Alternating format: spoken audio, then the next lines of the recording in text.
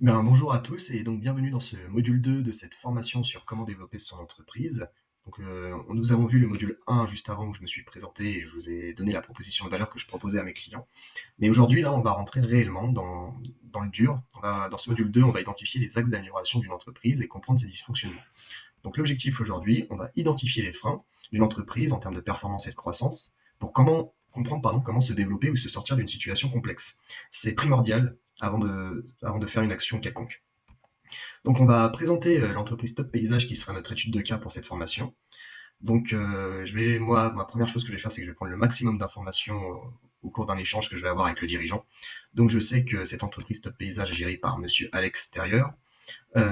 Encore une fois, j'ai changé les noms et j'ai juste gardé les chiffres, hein, le nom, on va les changer. Et qu'elle était créée, cette entreprise, en 2017. Cette entreprise a un salarié en plus d'Alex et elle fait de la création de jardins et de l'entretien dans les Yvelines. Alors, les problématiques d'Alex, le gérant ne se paye pas le salaire qu'il souhaite, il se paye que 1 400 €. Il ne profite pas de son temps avec ses proches, il fait 50 heures sur chantier par semaine, en moyenne. Il prend que 2 semaines de congé par an, il n'arrive pas à solder une dette professionnelle de 20 000 € et il n'a pas assez de revenus pour s'acheter une nouvelle voiture à 17 000 €. C'est un de ses rêves. Ce qu'il souhaite pour le coup, c'est d'avoir une rémunération à 2300 €, que de travailler 40 heures par semaine, prendre plus de congés, donc 5 semaines de congés sur un an. Il souhaite solder sa dette en un an si c'est possible, et s'acheter une nouvelle voiture à 17 000 € d'ici 2 ans. Donc grâce à la découverte et aux documents comptables de l'entreprise, je vais analyser maintenant ces chiffres concernant la performance de l'entreprise. Donc que vous soyez en société ou en auto-entreprise, c'est pas grave, il y a toujours moyen de moyenner. Aujourd'hui, cette entreprise, c'est une société, donc elle a des éléments comptables que j'ai pu analyser.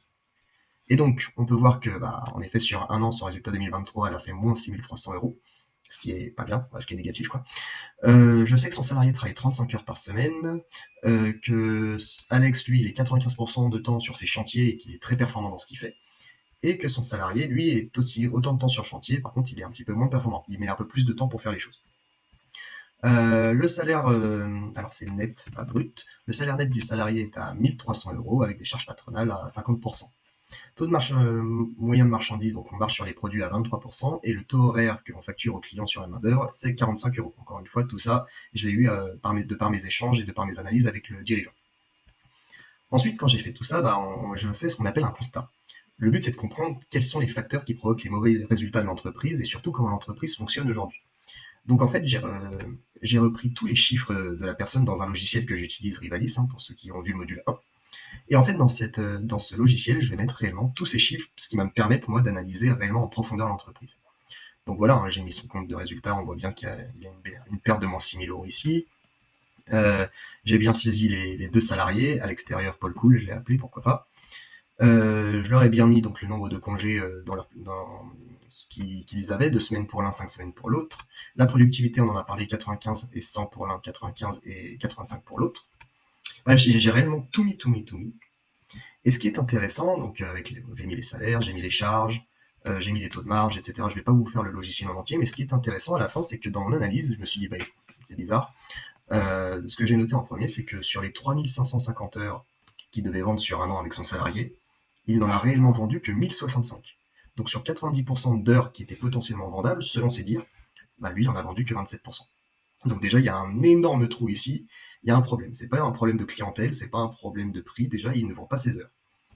Donc ensuite, je me suis intéressé à sa marge. Alors il m'a dit qu'il faisait 30% de marge. Sauf qu'en fait, il fait un coefficient de fois 1,3. Donc c'est pas 30%, c'est 23%. Et on verra ça un petit peu après.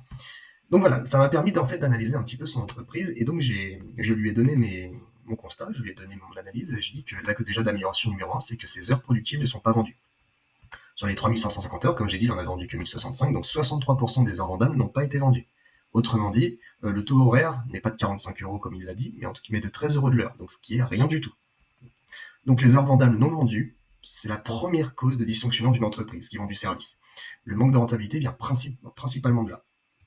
Et donc la solution, c'est de ne pas chercher à vendre plus cher, c'est surtout à chercher à vendre toutes ses heures, en anticipant au maximum ses ventes, ses temps de chantier ou de prestations pour être sûr d'être rentable sur toutes les ventes.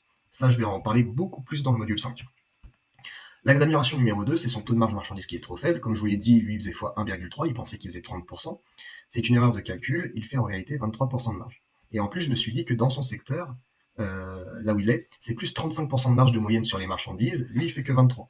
Donc il y a un petit souci.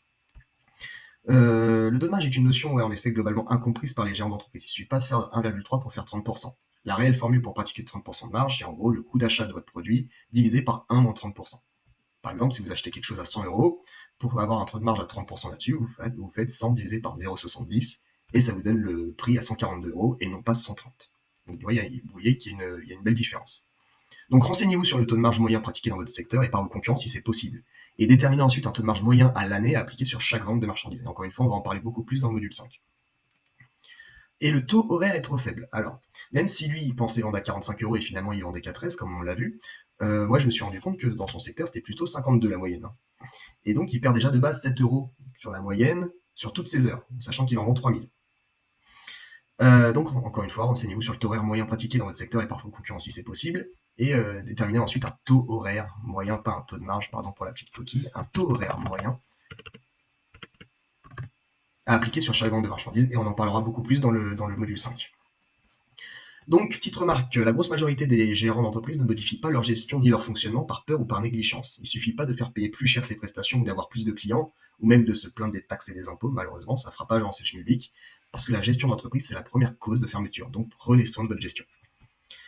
Solution, forcément on peut faire appel à un copilote d'entreprise comme moi pour être sûr qu'on est sur la bonne voie, et ce petit investissement qui fait beaucoup peur à beaucoup de monde sera largement rentabilisé par les outils, le coaching et les conseils que celui-ci vous donnera sur l'aspect stratégique, l'acquisition ou encore la rentabilité. Là on va en parler dans le module 4.